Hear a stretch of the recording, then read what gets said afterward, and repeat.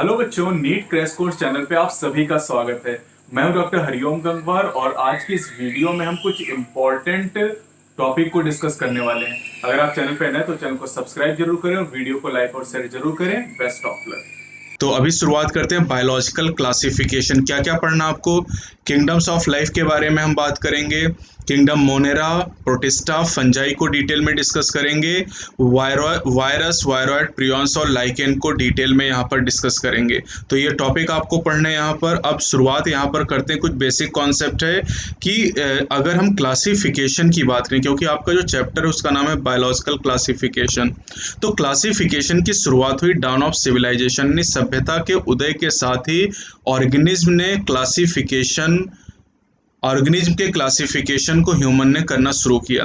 लेकिन शुरुआत के जो क्लासिफिकेशन थे वो साइंटिफिक नहीं थे, बल्कि ये ज़रूरत के आधार पे किए जाते थे। और हमारी तीन मूलभूत ज़रूरतें, जिसके बारे में मैंने पिछले टर्म पे भी आपको बताया था, फूड, शेल्टर, क्लॉथिंग, यानी रोटी, मकान, कपड़ा, ये हमारी बेसिक ज़रूरतें हैं। अब सबसे पहला जो साइंटिफिक क्लासिफिकेशन यानी वैज्ञानिक तरीके से जो पहला क्लासिफिकेशन वो एरिस्टोटल के द्वारा किया गया। एरिस्टोटल ने पहला साइंटिफिक क्लासिफिकेशन दिया। इन्होंने सिंपल मॉर्फोलॉजिकल कैरेक्टर के आधार पे प्लांट को तीन ग्रुप में डिवाइड किया, ट्री, श्रब और हर्ब में। और इन्होंने एनिमल को डिवाइड किया दो मेन ग्रुप में, जिनमें रेड ब्लड था और जिनमें रेड ब्लड नहीं था। ऐसे दो ग्रुप बनाए। जिनमें रेड ब्लड था उन्हें इनेमा कहा और जिनमें रेड ब्लड नहीं था उन्हें एनेमा नाम के ग्रुप में प्लेस किया। तो ये दो ग्रुप बनाए जिनके नाम एनसीईआरटी ने नहीं दिए। फिर लिनियस की अगर हम बात करते हैं तो लिनियस ने टू किंगडम सिस्टम दिया क्लासिफिकेशन का। इन्होंने दो किंगडम बनाए, प्लांटी और एनिमेलिया। प्लांटी में प्लांट को रखा गया और एनिमेलिया में एनिमल्स को प्लेस किया गया।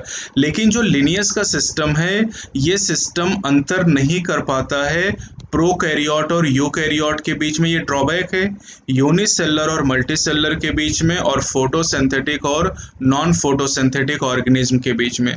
जैसे कि अगर आप किंगडम प्लांटी में देखें तो फोटोसिंथेटिक ग्रीन एल्गी भी हैं और फंजाई भी उसी में रखे गए लिनियस के द्वारा।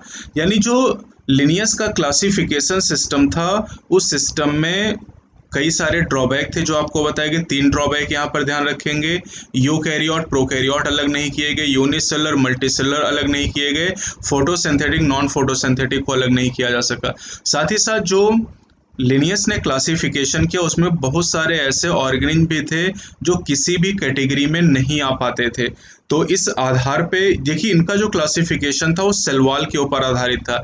इसलिए टू किंगडम सिस्टम जो लंबे समय तक यूज किया गया ये इनएडिक्वेट था, अपर्याप्त था। तो इसलिए हमें ज़रूरत पड़ी एक नए सिस्टम की जिसमें क्लासिफिकेशन हम अच्छी तरीके से ऑर्गेनिज्म का कर सकें। इसलिए क्लासिफिकेशन सिस्टम में समय के साथ साथ बहुत सारे चेंजेस भी होते रहे। थ्री किंगडम आया, इसके बाद फोर किंगडम आया, फाइव किंगडम आया और सिक्स किंगडम आया। तो समय समय पर चेंजेस लगातार होते रहे हैं। चलिए तो यहाँ पर बात करते हैं फाइव किंगडम सिस्टम के बारे में। तो पहले आप टू किंगडम के बाद जान लीजिए थ्री किंगडम के बारे में। थ्री किंगडम सिस्टम दिया गया अर्नेस्ट हैकल के द्वारा। थ्री किंगडम सिस्टम अर्नेस्ट हैकल के द्वारा प्रपोज किया गया, ये आपको याद कर लेना, एनसीईआरटी ने नहीं दिया है। फोर किंगडम सिस्टम ये दिया गया कोपलैंड के द्वारा, ये भी आप याद कर लेंगे, कोपलैंड। और फिर फाइव किंगडम सिस्टम पे आते हैं। Five kingdom system R H. Whittaker के द्वारा प्रपोज किया गया 1969 में। तो ये अच्छे से याद रखेंगे, बहुत पूछा जाता है। अब ये जो पांच किंगडम बनाए गए ये थे मोनेरा, प्रोटिस्टा, फंजाई, प्लांटी और एनिमेलिया। अब जो विटेकर ने क्राइटेरिया यूज़ किया क्लासिफिकेशन के लिए, बेसिस यूज किया, वो था सेल स्ट्रक्चर, बॉडी ऑर्गेनाइजेशन जिसे आप थैलस ऑर्गेनाइजेशन भी कह सकते हैं, mode of nutrition, reproduction and phylogenetic relationship. इसके लिए आप कोड याद कर सकते हैं RCPMT। R for reproduction, C for cell structure, P for phylogenetic relationship, M for mode of nutrition and T for thallus organization या body organization। अब ये जो यहाँ पर five kingdom system of classification है, इस फाइव किंगडम क्लासिफिकेशन में अगर आप देखेंगे यहाँ पर तो आपको एक टेबल भी एनसीईआरटी ने बना के दी है। पांचों किंगडम में आप देख लीजिए, मोनेरा, प्रोटिस्टा, फंजाई, प्लांटी और एनिमेलिया। अब सेल टाइप देखिए तो मोनेरा प्रोकैरियोट और बाकी चारों किंगडम यूकैरियोटिक हैं। सेल वॉल की बात करें तो मोनेरा की सेल वॉल याद रखिएगा नॉन सेलुलोजिक है, पॉलीसैकेराइड और अमीनो एसिड से बनी, जिसे पेप्टाइडोग्लाइकैन या म्यूरिन या म्यूकोपेप्टाइड के नाम से जाना जाता है। प्रोटिस्टा की बात करें तो कुछ में सेल वॉल होती है और कुछ में सेल वॉल नहीं होती। जैसे डाइटम की बात करें तो सेल वॉल पाई जाती है, यूग्लिनोइड की बात करें तो सेल वॉल नहीं पाई जाती है। फंजाई की बात करें तो फंजाई में सेल वॉल है, काइटिन की बनी होती है। प्लांटी में सेल वॉल सेलुलोज की बनी होती है और एनिमेलिया में सेल वॉल नहीं होती है। अब न्यूक्लियर मेम्ब्रेन की बात करें तो मोनेरा प्रोकैरियोट है, न्यूक्लियर मेम्ब्रेन एब्सेंट है। बाकी चारों किंगडम यूकैरियोट है तो न्यूक्लियर मेम्ब्रेन प्रेजेंट है। बॉडी ऑर्गेनाइजेशन मोनेरा का सेलर है, प्रोटिस्टा का सेलर है, फंजाई में मल्टी सेलर लूज टिश्यू है, प्लांटी में टिश्यू ऑर्गन है और एनिमेलिया में टिश्यू ऑर्गन और ऑर्गन सिस्टम लेवल है। मोड ऑफ न्यूट्रिशन की बात करें तो देखिए मोनेरा में सबसे ज़्यादा तरह के मोड ऑफ न्यूट्रिशन पाए जाते हैं। ऑटोट्रॉफिक भी है, यहाँ पर हेटरोट्रॉफिक भी है। ऑटोट्रॉफिक में कीमोसिंथेटिक, फोटोसिंथेटिक, हेट्रो में सेप्रोफिटिक, पैरासिटिक, सिम्बायोटिक भी होता है। प्रोटिस्टा में ऑटोट्रॉफिक, हेट्रोट्रॉफिक दोनों तरह का।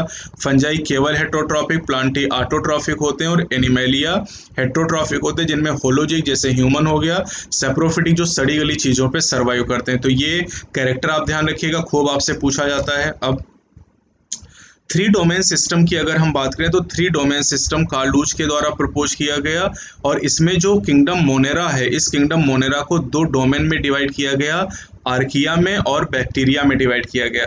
आर्किया में आर्की बैक्टीरिया को रखा गया और बैक्टीरिया में यू बैक्टीरिया को प्लेस किया गया और बाकी जो चार किंगडम है उन्हें थर्ड डोमेन में प्लेस किया गया, जिसका नाम यूकैरिया रखा गया।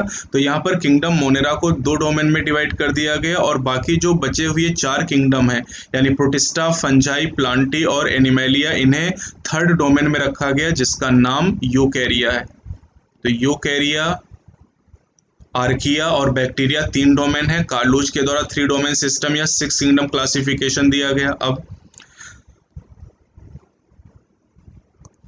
फाइव किंगडम क्लासिफिकेशन की अगर हम बात करें तो क्या क्या इसके फायदे हैं, क्या क्या नुकसान है, जरा इसको देखते हैं।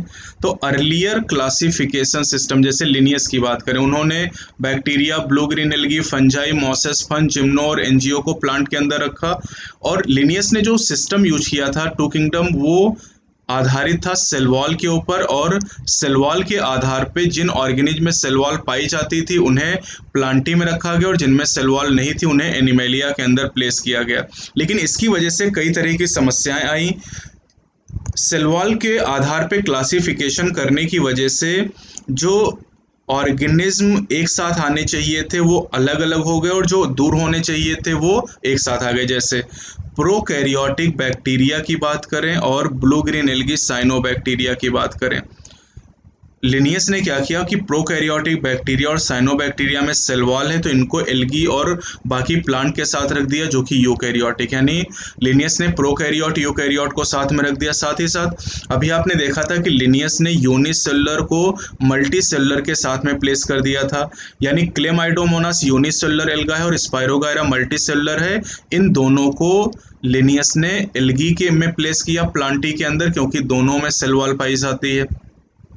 लिनियस का जो सिस्टम था वो डिफ्रेंशिएट नहीं कर पाया हेट्रोट्रॉफिक और ऑटोट्रॉफिक के बीच में, दोनों को एक साथ प्लांट के अंदर प्लेस कर दिया गया, क्योंकि प्लांटी और जो बाकी ग्रीन प्लांट थे सब में सेल वॉल पाई जाती थी। तो इस आधार पे लिनियस ने दोनों को एक साथ रख दिया। लेकिन फंजाई की अगर बात करें तो फंजाई में काइटिन होती सेल वॉल में और ग्रीन प्लांट में सेलुलोजिक सेल वॉल पाई जाती, लेकिन लिनियस ने इस बात को बिल्कुल भी कंसिडर नहीं किया।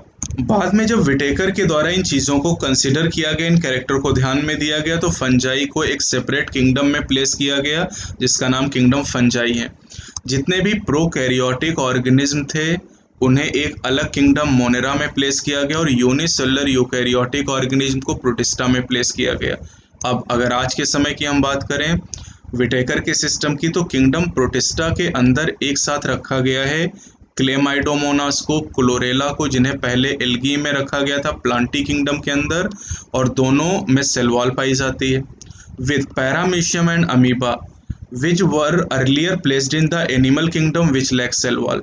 तो अगर आप लिनियस के सिस्टम को देखें तो क्लेमाइडोमोनास, क्लोरेला प्लांटी के अंदर थे, पैरामीशियम अमीबा एनिमेलिया के अंदर थे। लेकिन आज के समय को आप देखें, अगर विटेकर के सिस्टम के बारे में बात करें तो क्लेमाइडोमोनास, क्लोरेला, अमीबा, पैरामीशियम चारों किंगडम प्रोटिस्टा के मेंबर हैं। तो यहाँ पर ये बड़ा चेंज आया। It has put together organisms which in earlier classification were placed in different kingdom. यानी जो डिफरेंट किंगडम में रखे गए थे, क्लेमाइडोमोनास, अमीबा अलग अलग किंगडम में थे, विटेकर ने एक साथ रख दिया। ऐसा इसलिए हुआ क्योंकि क्लासिफिकेशन का क्राइटेरिया चेंज हो गया। और इस तरह के जो चेंजेस हैं ये फ्यूचर में और भी आपको दिखाई देंगे।